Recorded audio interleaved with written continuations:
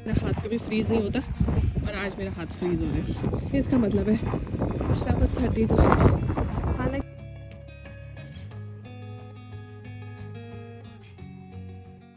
बिस्मिल्लाहिर्रहमानिर्रहीम, अस्सलाम वालेकुम। क्या हाल है सबकी? उम्मीद है कि सब खैरियत से होंगे। आज इंतहाई शदीद ठंड है और मुझे किसी काम से जाना है। मुझे बहुत लोग कह रहे थे कि आप बाहर निकल के जो है ना वो लाइव रिकॉर्डिंग करें, तो भाई मैं अब थोड़ी सी आपको रिकॉर्डिंग करके दिखाती हूँ जिसमें आप मेरी असल आवाज़ सुनिएगा और आपको तब पता चलेगा कि बाहर निकल के बोलना कितना मुश्किल है।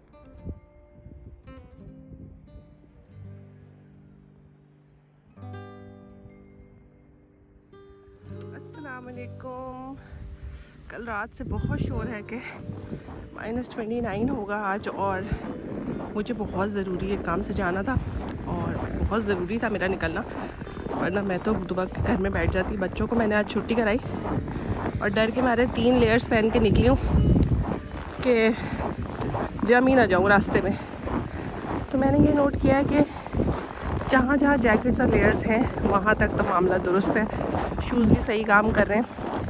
-30 के मेरे शूज़ हैं तो अल्हम्दुलिल्लाह सही है, लेकिन अगर आप ग्लव उतार दें तो बहुत सर्दी लग रही है हाथ में, और अगर मुंह को आप कवर नहीं करते जैसे कि मैंने नहीं किया हुआ इस वक्त, तो मुंह बहुत ठंडा हो रहा है। तो -29 है तो भाई फील हो रहा है, पता चल रहा है कि आज की सर्दी जो है वो नॉर्मल सर्दी से मुख्तलिफ है। हालांकि अगर आप देखें इस कदर धूप निकली हुई है, लग ऐसा रहा है कि खूब ब्राइट सनी हसीन और जमील दिन है, लेकिन ना बाबा, हवा बहुत ठंडी है, बहुत ही ख़तरनाक है। देखें कैसे हिल रहे हैं पत्ते। जब हम कराची में रहते थे ना और बहुत गर्मी होती थी तो खिड़की से बाहर देखते थे और फिर सुबह कहते थे रात को बड़ी गर्मी थी, बाहर पत्ते भी नहीं हिल रहे थे, यानी कि हवा भी नहीं चल रही थी। तो अब यहाँ पे पत्ते जो है वो इस बात का मेजरमेंट है कि यहाँ पे कितनी सर्दी हो रही है। और जी फाइनली लोगों ने अपने वॉकवे साफ़ कर दिए। पिछले 4 दिन से तो इन वॉकवेज़ का वो हाल था कि यहाँ पे चलना नामुमकिन था। और मैं भी सोच रही हूँ कि अब मैं फ़ोन बंद करूँ और स्पीड लगाऊँ, क्योंकि मुझे अपना मुंह फील होना बंद हो गया और ये वो फीलिंग है जिसका वॉइस ओवर नहीं किया जा सकता। तो मैंने सोचा डायरेक्ट आपसे बात की जाए ताकि आपको मेरी आवाज़ से पता चले कि मुझे कितनी ठंड लग रही है। चले जी, सड़कें साफ़ हैं अल्हम्दुलिल्लाह, ऑफिस भी अल्हम्दुलिल्लाह क्लियर है, हवा पे किसी का जोर नहीं है, वो अपने हिसाब से चल रही है। चलें जी, फिर मिलेंगे थोड़ी देर बाद, क्योंकि मैं अपनी डेस्टिनेशन पे ऑलमोस्ट पहुंच गई हूँ। अल्लाह हाफिज़। चलें जी, मुबारक है सबको जिनको मेरी बाहर निकल के आवाज़ सुननी थी, थरथराती और कांपती हुई आवाज़ सुन के आपको बड़ा मज़ा आया होगा। आई डोंट नो मज़ा आया कि नहीं आया, मगर मुझे अभी तक वो फीलिंग याद है कि मेरा हाथ भी जम गया था और मेरा मुंह भी जम गया था और जी बड़ी ठंड थी। और जो बैकग्राउंड में धप धप धबड़ धबड़ आवाज़ आ रही है ना, वो मेरे जूतों की आवाज़ है। बर्फ़ इतनी सख्त थी, आई डोंट नो, माइक था तो मेरे मुंह के करीब, लेकिन आवाज़ें उसने सारी मेरी जूतों की कैप्चर की हैं। तो होपफुली आपको मेरी गुफ्तगू सुनाई दे रही होगी वहाँ पे।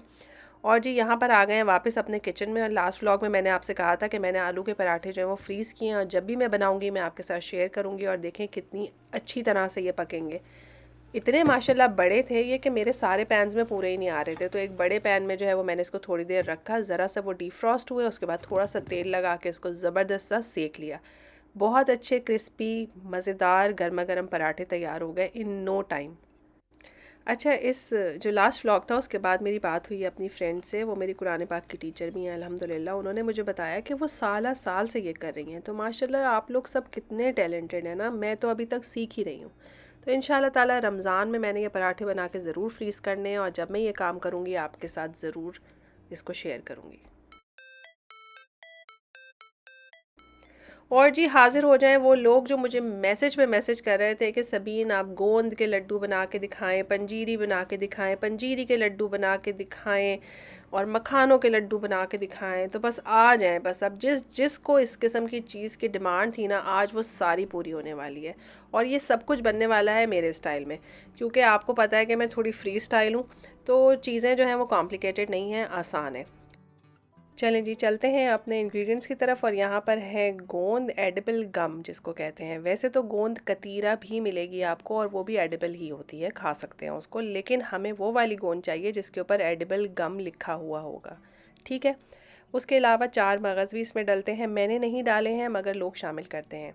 उसके अलावा छुआरे, इंजीर, बादाम, अखरोट, अगर आप चाहें तो इसमें पिस्ताशियो डाल सकते हैं, काजू डाल सकते हैं, जितना गुड़ डालेंगे उतना मीठा होगा। और जी उसके अलावा यहाँ पर है कोकोनट पाउडर और अलसी के बीज जिन्हें हम फ्लैक्स सीड्स भी कहते हैं। उसके अलावा हमारे पास खशखाश है जिसको हम पॉपी सीड्स कहते हैं। उसके अलावा हमारे पास सौंठ है यानी कि ड्राई जिंजर पाउडर। यहाँ पे हमारे पास आटा है, सूजी है और बेसन है। अच्छा, कोई ख़ास मकासद के लिए आपने खाना है तो इसमें आप कमरकस भी शामिल कर सकते हैं। फ्लेम ऑफ फॉरेस्ट कहते हैं शायद उस जड़ी बूटी को, लोग डालते हैं। और अजवाइन भी 1 बड़ा चम्मच भर के इसमें शामिल कर सकते हैं। मैंने दोनों चीज़ें नहीं डाली हैं। गोंद को आपने हल्की आंच पे जो है वो फ्राई कर लेना है और बिल्कुल भी जो है ना इस पूरे मामले में जो है इम्पेशेंट नहीं होना। 1-1 टेबल स्पून आपने घी डालना है और घी डाल के जो है वो आपने चीज़ों को फ्राई करना है। मीडियम टू लो फ्लेम पे रखिए। गोंद को आपको फ्राई करने में जो है वो 5 से 10 मिनट लग जाएंगे। बैचेस में उसको फ्राई कीजिए, उसको बाहर निकाल लीजिए। उसके बाद जो है वो आप डाल दीजिए फूल मखाने, फॉक्सनट या लोटस सीड्स। इनको तो मैंने ये किया कि ऐसे बिछा दिया, 2-3 मिनट ऐसे बिछा हुआ रहने दिया, फिर हिला दिया। पहले मैंने आपको दबा के दिखाया था और अभी दोबारा दिखा रही हूँ। ऐसा लग रहा है कि ये टूट रहा है, लेकिन नहीं, ये वाली चीज़ नहीं चाहिए हमें। जिस वक्त ये प्रॉपरली सिक जाएंगे ना, आपको ख़ुद पता चलेगा कि ये कैसे टूटा है। ये देखिए, चूरा चूरा हो गया। जब इस तरह की सिचुएशन हो जाएगी तो फूल मखाने भी तैयार हैं। ठीक है, तो गोंद भी आपने फ्राई कर ली, फूल मखाने भी फ्राई कर लिए। और 1 टेबल स्पून से ज़्यादा घी हर टाइम पे मत डालिए। बहुत ज़्यादा घी करने की ज़रूरत नहीं है। मैंने इसमें छुआरे डाले हैं, इंजीर डाली है। लोग नहीं डालते ये चीज़ें, मगर चूँकि मुझे ये दोनों चीज़ें पसंद है तो मैंने इसलिए डाल ली। तो उन्हें थोड़ा सा रोस्ट करके निकाल लिया। उसके बाद बादाम और अखरोट डाल लिए। आप इस स्टेज पे यहाँ पे काजू भी डाल सकते हैं। तो थोड़ा सा फ्राई करें, इसे भी बाहर निकाल के रख लें। पैन को मैंने साफ़ कर लिया है। ये 3 चीज़ें ड्राई रोस्ट कर रही हूँ मैं। लिटरली मैं चूल्हे पे से उठा के इन्हें ड्राई रोस्ट करूँगी। ठीक है, ये चूल्हे पे रखे हुए ही नहीं है क्योंकि हमारा चूल्हा बंद है इस टाइम पे, और चूल्हा बंद होके भी काफ़ी गर्म होता है। बहुत तेज़ आंच पे अगर आपने इन्हें फ्राई किया तो ये जल सकते हैं। तो इसलिए मैंने चूल्हा बंद रखा था। पैन भी गर्म था, चूल्हा भी गर्म था। हल्की हल्की तरह से आप इसको हाथ चलाते रहें, ये बहुत अच्छे फ्राई हो जाएंगे। बस मेन पॉइंट ये याद रखें कि कुछ भी जलाना नहीं है बस। तो ऑब्वियसली आप अपने माइंड में रखेंगे कि मीडियम टू लो आंच पे काम करें। अब 1 टेबलस्पून घी डाला मैंने और उसमें डाल दिया बेसन। बहुत से लोग बेसन सूजी नहीं डालते, सिर्फ आटे से बनाते हैं, लेकिन मैंने इसमें बेसन भी डाला है और थोड़ी सी सूजी भी डाली है। अब जब मैं कुछ एनर्जी बूस्टिंग चीज़ बना ही रही हूँ तो मैं कुछ क्यों छोड़ूँ, मैंने तो सब कुछ ही डाल दिया। तो जी बेसन भी डला है इसके अंदर और इसमें सूजी भी डलेगी। अब यहाँ पे इस स्टेज पे आपको थोड़ा थोड़ा सा घी ऐड करने की ज़रूरत होगी क्योंकि ये बिल्कुल ड्राई पाउडर्स है। तो अगर आप इनको घी ऐड करके नहीं फ्राई करेंगे ना तो ये फिर जुड़ने लग जाएंगे। तो हमें वो नहीं चाहिए, हमें पाउडरी फॉर्म नहीं चाहिए, हमें इनका लिक्विडी स्टाइल का जो है वो एक बैटर सा चाहिए, क्योंकि ये हमारे जो पंजीरी है या हमारे जो लड्डू हैं उनकी बाइंडिंग में हेल्प करता है। अच्छा, अब हमने डाल दिया आटा। आटा क्या है, जिससे हम रोटी पकाते हैं, व्हीट फ्लावर, सिंपल, वो डाल दिया है मैंने इसमें।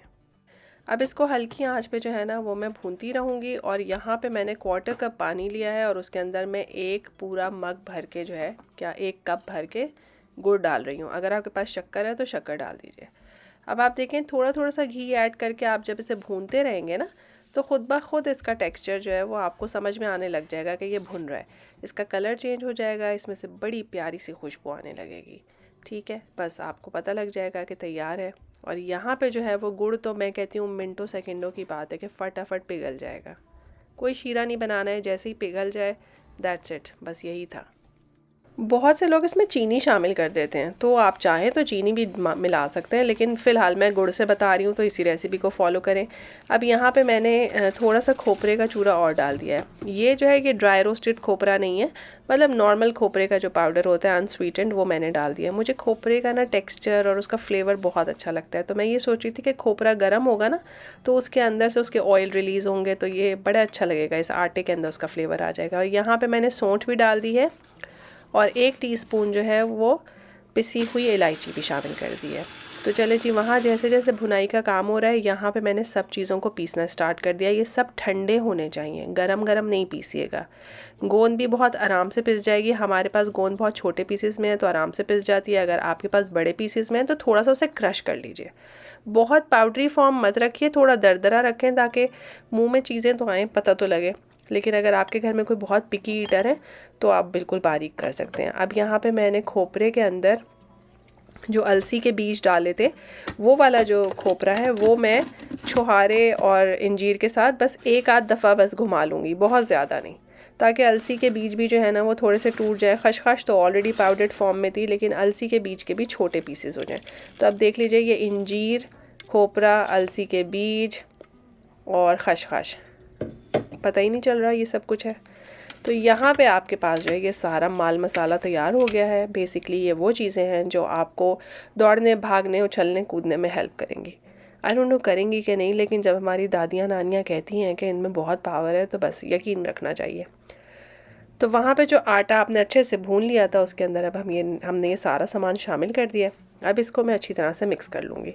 चूल्हा बंद है भाई, ये नहीं कि आप समझें कि अभी तक पक रहा है। आटा भुन गया, अच्छी सी खुशबू आ गई है, उसमें सारे चीज़ों को पीस पास के शामिल कर दिया है और अच्छी तरह से मिक्स कर लीजिए।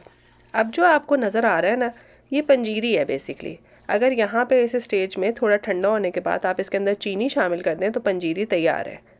सही है, लेकिन नहीं, मुझे तो एक और काम करना था। मुझे बनाने थे गोंद के लड्डू, पंजीरी के लड्डू, अलसी के लड्डू, जो आपका दिल जाए। तो जो शीरा मैंने बनाया था वो इसमें मैं अब शामिल करूँगी। और ये शीरा जो है इस वक्त गरम है, ठीक है, खौलता हुआ गरम नहीं है, लेकिन अच्छा खासा गरम है।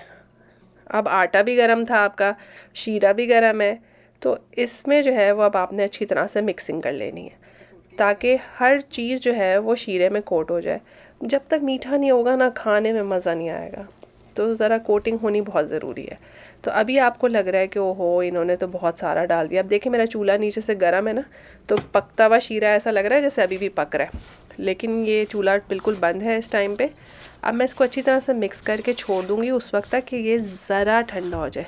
प्लीज़ ज़रा पे गौर कीजिए, ज़रा सा ठंडा हो जाए, इस काबिल हो जाए कि आप इसको हैंडल कर सकते हैं, बल्कि आप समझें कि हैंडल नहीं कर सकते। आपने लड्डू बनाने स्टार्ट कर देने। मेरे हाथ रेड हो गए थे। गरम गरम में ही इसका लड्डू बनेगा अगर आपको लड्डू बनाना है। अगर आपको लड्डू नहीं बनाना है तो दैट्स ओके, फिर तो चलें आप, आपका तैयार हो गई है पंजीरी। लेकिन आप मेरा हाथ देखें कैसे रेड हो रहा है। ये अच्छा खासा गरम है, गरम गरम में ही लड्डू बनेगा, बस ये याद रखें। और लड्डू बनाने में कोई कॉम्प्लिकेशन नहीं है। अच्छा, अब साथ में बहुत से लोग जो है ना वो गरम घी रखते हैं जब लड्डू बनाते हैं, घी ऐड करते जाते हैं और लड्डू बनाते रहते हैं, तो अच्छे ग्रीसी और खूब चमकदार से लड्डू बनते हैं घी से तरबतर। मेरे लड्डुओं में बहुत ज़्यादा घी नहीं है तो, लेकिन ऐसा घी नहीं है कि वो बस नुचड़े और बहुत ही अनहेल्दी लेवल पे चला जाए। ऑल टुगेदर मैंने बहुत छोटी सी एक प्याली घी की इस्तेमाल किया, आप यकीन करें। मतलब मैंने हाफ़ कप घी भी नहीं इस्तेमाल किया इस पूरे प्रोसेस में। लोग इसको बनाने के लिए 1 से 1.5 कप घी आराम से शामिल करते हैं। और आप चाहें तो आप भी इसमें ज़्यादा घी बना सकते हैं। मैंने बहुत ड्राई ड्राई बनाई है। अच्छा, मेरे हाथ तो भाई बहुत जल रहे थे, और दूसरा मुझे पंजीरी बहुत अच्छी लगती है, तो मैंने कुछ लड्डू बनाए और कुछ जो है वो मैंने ऐसे ही छोड़ दी ताकि मैं उसे एज़ पंजीरी खा सकूं। मेरे बच्चों ने लड्डू बहुत शौक़ से खाए। अल्हम्दुलिल्लाह भाई, सलाम है हमारी माँ बहनों को जो इतनी अच्छी चीज़ें बना के हमें खिलाती हैं। मुझे तो कभी एहसास नहीं हुआ कि इसको बनाना जो है वो इतना आसान भी होता है और इतना हेल्दी भी होता है। हमेशा मैं पंजीरी से डरती ही रही। तो भाई जिसने मुझसे ये रिक्वेस्ट की थी उसका बहुत बहुत शुक्रिया कि उनकी वजह से मुझे भी एक नई और मज़ेदार सी चीज़ बनाने का मौका मिला। और ये सारे पांडे मैंने धोए हैं। अब आप सोचें कितना जुल्म है, खाना वाना भी पकाओ और बाद में ये इतना ढेर बर्तनों का भी धो। तो चले जी, धुल ही गया। और जो पंजीरी है ठंडी हो जाए तो उसको आप एयर टाइट डब्बे में बंद करके रख दीजिए। आराम से महीना ये गुजार लेगी। अगर आपको लगता है कि मौसम चेंज हो रहा है, इतनी ठंड नहीं रही है, तो आप इसे फ्रिज में भी रख सकते हैं। खाने से पहले थोड़ा सा गर्म करके खा लीजिए। और लड्डू जो है वो मैंने बॉटल्स में भर के रख दिए हैं और यकीन करें मेरे बच्चे बहुत शौक़ से लड्डू खा रहे हैं। तो हमारी माएँ बहनें, हमारी दादियाँ नानियाँ अगर कहती हैं कि इसमें ताकत है तो बिल्कुल जी है। इसमें बहुत सारी ऐसी चीज़ें डली हुई हैं जो कि हेल्दी हैं और नेचुरल हैं। तो बस ये बड़ी अच्छी बात है कि ये नेचुरल हैं। और घी डला हुआ है तो घी जो है वो प्रिजर्वेटिव का काम करता है, इसकी शेल्फ़ लाइफ को इंक्रीज़ कर देता है। तो ज़रूर बनाएं, एंजॉय करें। अब मुझे जो है ना, ऐसा ना हो कि आप लोग पाकिस्तान में देखें कि मुझ में इतनी एनर्जी आ जाए ये पंजीरी खा के कि मैं दौड़ लगाऊं और पहुंच जाऊं पाकिस्तान बगैर किसी हवाई जहाज़ के। हाय, सोच के ही कितना मज़ा आया ना। काश ऐसा होता पंजीरी खा के आप दौड़ के पहुंच जाते कहीं पे। तो चलें जी, अल्लाह ताला आपको हिम्मत ताकत दे कि आप ये मज़ेदार सी चीज़ बना सकें, एंजॉय कर सकें। पसंद आए तो मुझे ज़रूर बताइएगा, आपके कमेंट्स का मुझे इंतज़ार रहेगा। अल्लाह ताला आपको आसानियाँ दे और खुश रखें। फिर मिलेंगे एक नए व्लॉग में। अल्लाह हाफ़िज़।